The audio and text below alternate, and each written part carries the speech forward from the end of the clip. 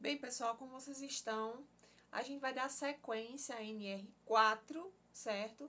Com o que está previsto, o que vem escrito na própria NR, a NR4, que trata-se dos serviços especializados de engenharia e em medicina segurança e medicina do trabalho, tá bom? Então, vamos continuar a partir de onde a gente terminou na última aula.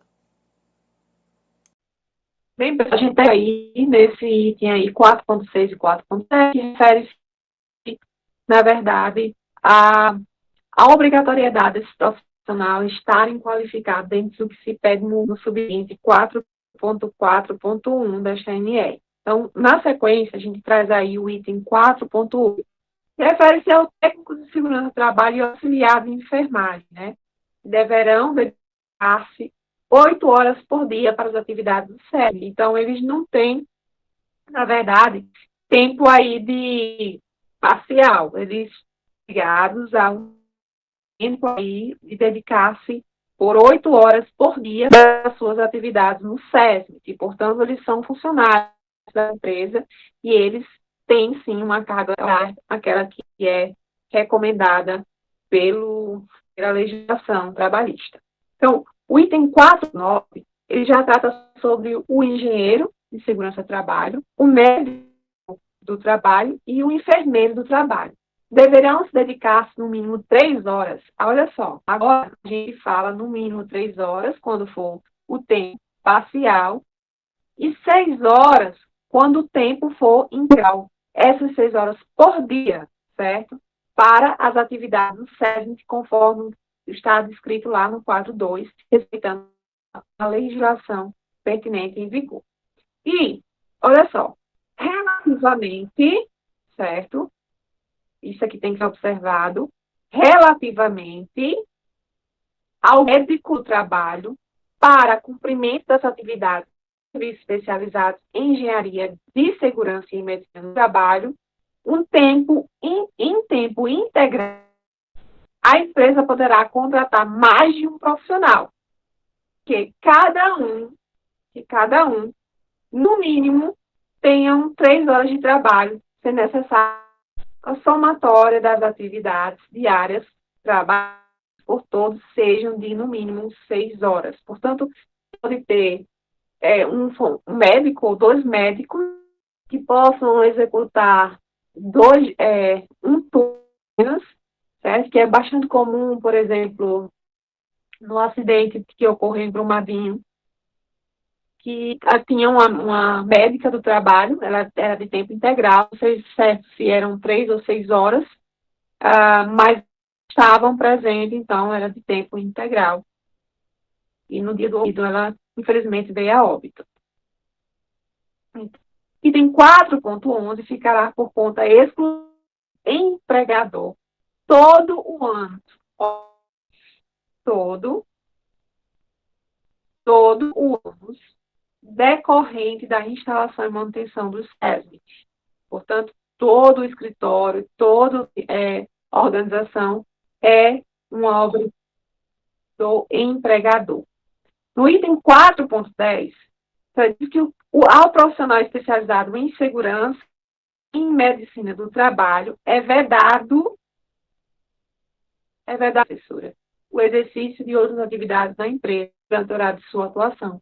Portanto, eles não podem ser engenheiro civil e engenheiro de segurança do trabalho ao mesmo tempo. Ou eu sou uma coisa ou eu serei uma outra coisa. Ou eu sou como engenheiro de segurança ou eu serei engenheiro civil de obra. Exceto naqueles quadros, né, que a gente viu lá, que deve ser observada ainda. A gente vai falar sobre isso, que é em situação que não se enquadra naquele quadro, no dimensionamento, no quadro 2, o engenheiro ou responsável para as observâncias referentes à engenharia de segurança e medicina do trabalho. Então, olha, aqui as observações que são bastante extensas referente aos profissionais integrantes do SESM. Vamos a elas. Para determinar, colaborar e responsabilizar as técnicas, eu preciso que vocês se atentem principalmente aqui, olha. Vão aplicar, vão determinar, vão colaborar e responsabilizar-se tecnicamente. Eles quem? Nós, né, que estamos na área de segurança do trabalho. Então, vai aplicar o quê? Os conhecimentos de engenharia, de segurança, de medicina do trabalho, ao ambiente de trabalho e a todos os componentes, inclusive as máquinas e equipamentos, tá? De modo a reduzir até eliminar os riscos ali existentes à saúde do trabalhador. Ele vai determinar, certo? Determinar o quê, professora? Quando esgotado todos os meios conhecidos para eliminar riscos que persistir. Porque eles não precisam eliminar, né? Quanto prevencionista não precisa eliminar se não conseguir minimizar ou reduzir. Quando estiver esgotado, mesmo que reduzido a utilização pelo trabalhador, deverá, no caso, imposto o empenho de proteção individual, de acordo com a NR6, desde que a concentração, a intensidade ou as características assim o exija. Aí eu vou trazer aqui uma observação novamente. Determinar quando estiverem esgotados. Esgotado o quê? A gente está sempre avaliando os riscos ambientais ou agentes ambientais. Do que se trata, professora? São todas as substâncias ou elementos presentes no ambiente do trabalho, que vão estar o quê? Acima dos limites toleráveis, que sejam capazes também de causar danos à saúde do trabalhador, né? A gente já viu sobre isso. Então, a gente vai avaliar quanto ao quê? Quanto em função de sua natureza, concentração ou quantidade. E também o tempo de exposição desse material, esse agente, ao trabalhador, tá bom? Então, preste atenção nesse item, né? A gente falou sobre aplicar, determinar, agora a gente vai colaborar. Quando solicitados, um projeto de implantação de novas instalações físicas e tecnológicas da empresa, exercendo a competência exposta na linha A. Aplicar os conhecimentos de engenharia e segurança e medicina do trabalho. Pessoal, essa colaboração, a gente poderia colocar aí também, colaborar com a CIPA, que a gente vai falar na frente, mas aqui também diz. Só que aqui, nessa primeira parte, né, separadamente, quanto às instalações. Precisou-se aumentar, né, melhorar as condições do ambiente de trabalho. Então, esses responsáveis profissionais também ficam com a colaborar. Né? Essa máquina fica melhor aqui, é melhor isolá-la e assim por diante. O item D, a gente ainda tem alguns outros itens, mas o item trata-se de responsabilizar-se tecnicamente pela orientação quanto ao cumprimento do dispositivo das ANRs aplicáveis, as atividades executadas e os estabelecimentos. Então, quem estiver prevencionista, eles também servem como um orientador ao empregador, porque também é responsável por ela. O item a gente traz aí, ó, que esses profissionais devem manter permanentemente o relacionamento com a CIPA, valendo-se no máximo de suas observações, além de apoiá-la, o quê? Tecnicamente e atendê-la conforme dispositivo na NR5. A gente viu na NR5, inclusive, que essa capacitação pode ser fornecida pelos profissionais do SESC, né? Então, o item F, promover a realização de atividades de conscientização, educação e orientação, prevenção de acidentes de trabalho e doenças ocupacionais, tanto através de campanhas quanto de programas de duração permanente. Então, essas campanhas, tem algumas delas, estão também já previstas na Comissão Intervenção de Acidentes. Estabelecer e conscientizar, certo? Os empregadores sobre os acidentes de trabalho e também doenças ocupacionais, estimulando os em favor da missão. E motivados, né? E, por fim, analisar e registrar em documentos específicos todos os acidentes ocorridos. Preste atenção. Todos os acidentes ocorridos na empresa ou estabelecimento, como em todos os casos de doenças ocupacionais, a história e as características do acidente e ou a doença ocupacional. Fatores ambientais, as características do agente, condições do indivíduo portador ou porte de doença ocupacional acidentada. Lembra daquele, vocês vão ver, né? Então, isso aí são os quadros que realmente sugerem aí. Então, o profissional, ele vai ter quadros, no caso, 3, 4, 6 e 6, né? Porque o 1 e o 2 são já atividades, são somente com o objetivo de orientar, né, esses profissionais. O 3, dos acidentes, né, que ocorreram no trabalho. O 4, 5, 6 refere acidentes com vítimas, sem vítimas e a questão de insalubridade. Então, ainda tem mais coisas? Tem sim. Vamos lá para o item I. Existem somente os dados atualizados de acidentes de trabalho, doenças ocupacionais e agentes de insalubridade. Diferem os quadros, né? Preenchendo nos requisitos descritos no modelo do mapa, quando os quadros 3, 4, 5 e 6. Devendo o empregador manter a documentação à disposição da inspeção. Manter à disposição. Antigamente eram enviados, agora é manter, certo? Manter também os outros que tratam as linhas H e I, vou voltar aqui um pouco, H e esse I, né? Dos SESMITs ou facilmente alcançáveis, a parte mesma sendo de livre escolha da empresa o método de arquivo e recuperação. Desde que, o quê? Sejam asseguradas condições de acesso, registros e entendimento de seu conteúdo, devendo ser guardados somente os mapas anuais,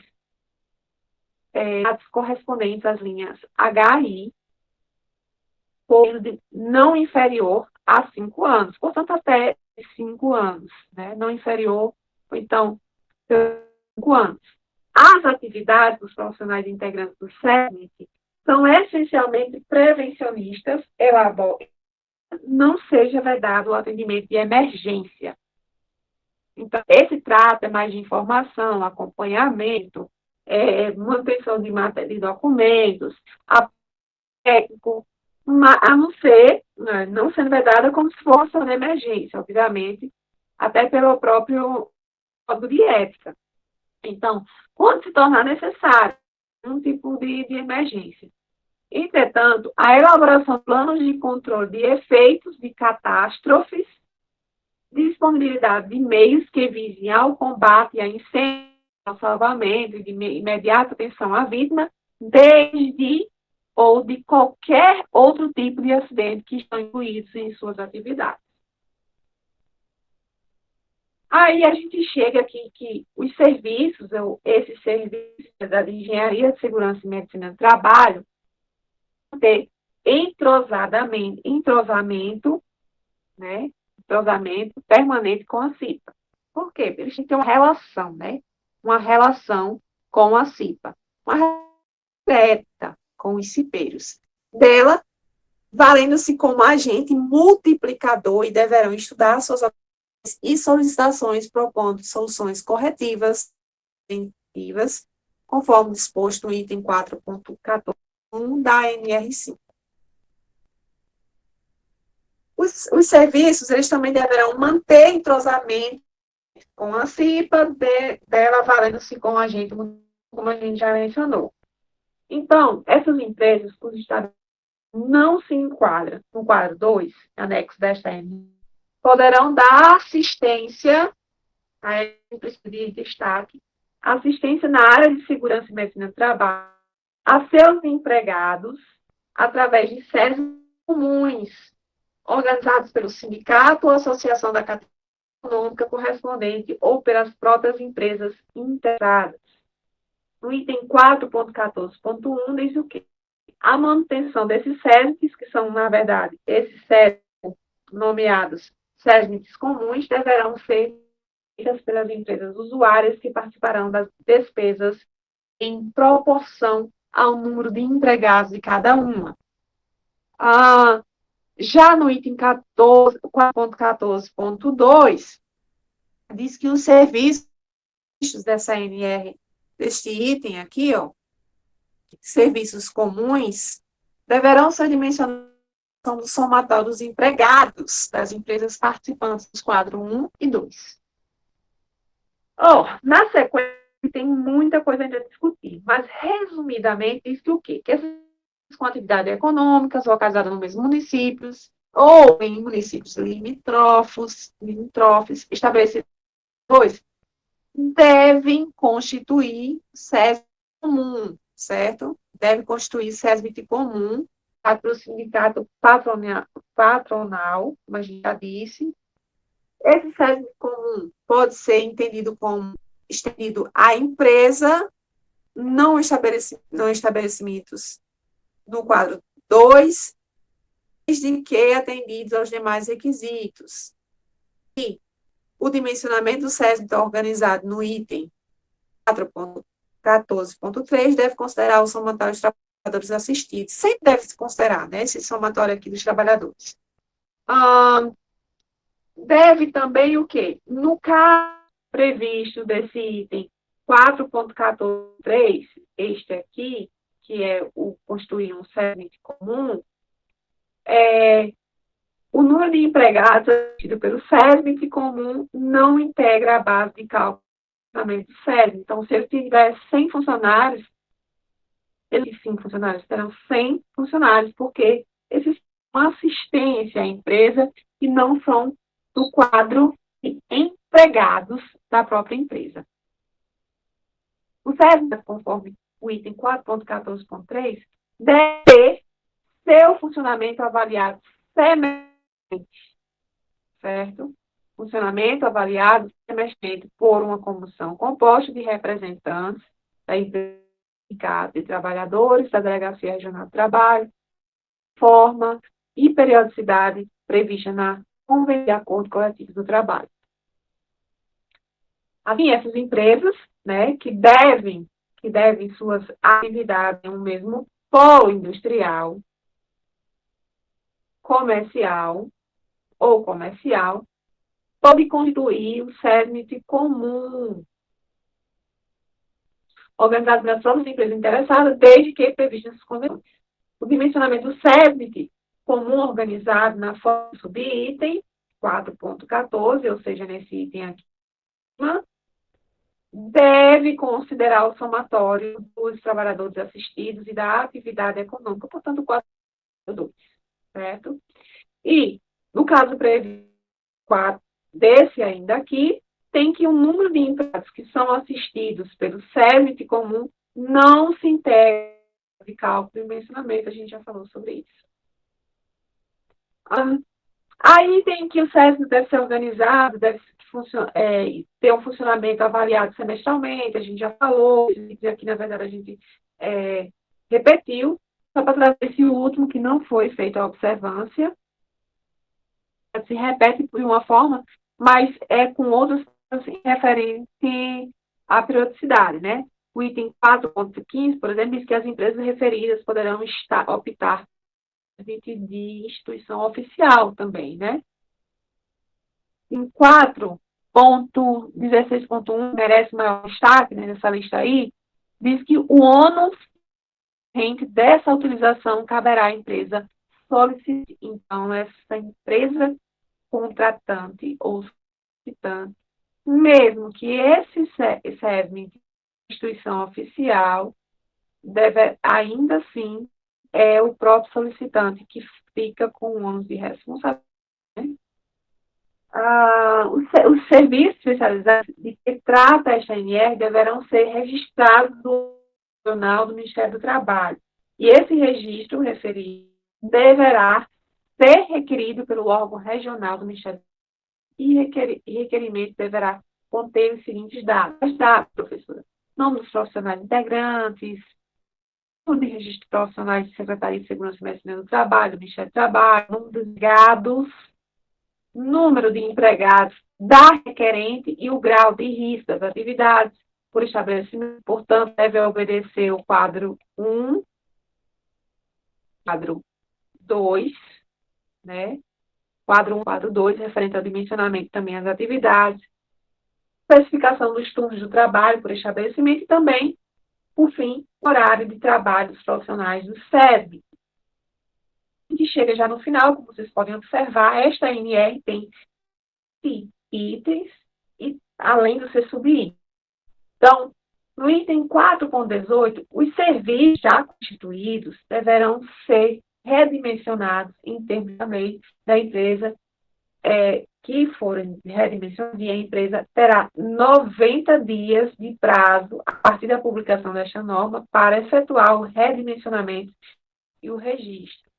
A empresa é responsável pelo cumprimento da ANR, devendo assegurar como um dos meios para concretizar tal responsabilidade. De quê? De que o exercício componente do CERN, né, eles são qualificados, etc. Cimento do referido ao exercício profissional, mesmo que parcial ou desvirtualmente, ou desvio de função, constituem-se em conjunto ou separadamente infrações, certo? Classificação 14. Se devidamente para fins de aplicação das finalidades previstas na NR 28. Que é isso, professora? É a norma de inspeção do trabalho, né? Aí essa norma de inspeção do trabalho vai ser avaliada em outros critérios de classificação, né? Nesse caso, se tiver negligência, aí será de 14. Então, no item 4.20, para finalizar, quando se tratar de empreiteiros ou empresas, quando se tratar de empreiteiras ou empresas prestadoras de serviços, considera-se o estabelecimento para a aplicação desta NR o local em que os empregados estiverem exercendo suas atividades. Aquela historinha de que, se tiver vários canteiros de obras, os técnicos responsáveis ficam no canteiro de obras e, portanto, os empreiteiros ou empresas prestadoras de serviços vão ser avaliados dentro desse local onde está executando essas atividades. Bem, pessoal, de conteúdo mesmo, essa NR finaliza-se aqui. Eu trago para vocês. Nessa NR, a gente tem muito mais a ver com uma gestão participativa, assim como a CIPA, né? Assim, que é a gestão participativa. A NR1, professor, gestão de riscos, né? Aqui não. Trata-se de uma gestão participativa, tal como a CIPA. Eu trago essa outra informação, essa frase referente aos de risco, né? A gestão de riscos é uma empreitada do ser humano, e um sistema de gestão de risco será tão bom quanto são das pessoas que o manejam. Então, quanto mais participativa entre esses responsáveis, profissionais responsáveis, que é a segunda parte responsável, e todos os trabalhadores, na verdade, empregados, maior ou mais eficiente será essa gestão. Então, na sequência, vocês terão ainda a aula com a apresentação dos quadros. Por hoje é só, fiquem com Deus.